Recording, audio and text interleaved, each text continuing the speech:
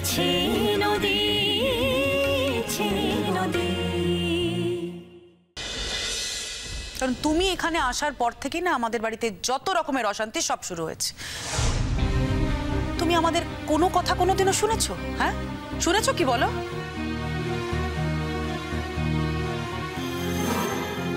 না না, আমরা চাইছি তুমি এবার এখান থেকে চলে যাও।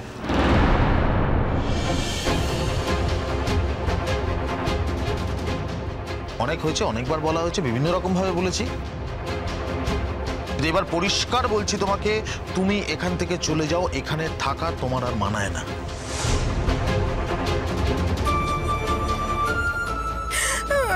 দাদা, ও দাদা গো, তুমি এত বড় অপমান করলে আমাকে। তুমি নিজে বলতে পারলে না বলে ছেলে আর ছেলের বউকে দিয়ে অপমান করালে। নিজের দোষে তুই অপমানিত হয়েছিস। কেউ চেঁচে তোকে অপমান করেনি, আর আমার ছেলে মেয়েদের আমি সেই শিক্ষাও দিইনি।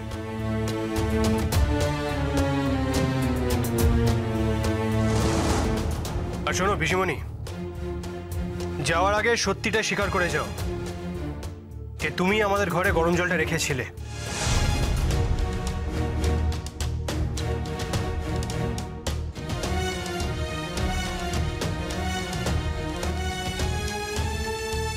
আমি কিন্তু এত সহজে ছেড়ে দেবো না পিসিমণি।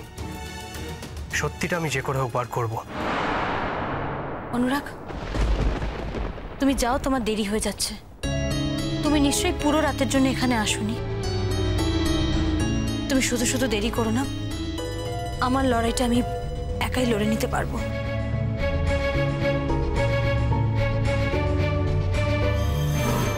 তোমাকে কে বলেছে আমি পুরো রাতের জন্য আসিনি মেঘলা?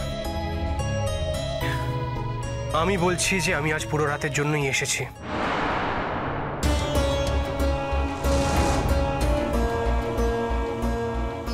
কাল তো আবার চলেই যাবে। আমার কাছে কালকের কথাটা কালকে মেঘলা, আজকে না। আমার কাছে কাল আর আজের মধ্যে কোনো পার্থক্য নেই অনুরাগ। যে কাজটা কাল করতেই হবে সেই কাজটা আজ না করার মধ্যে তো কোনো বাহাদুরি নেই।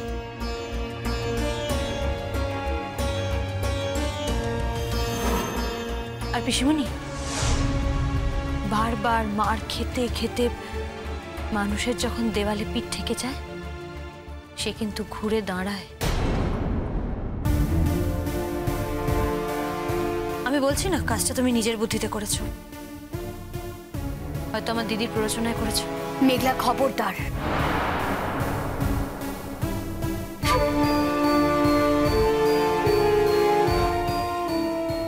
এই ব্যাপারে তুই আমাকে জড়ানো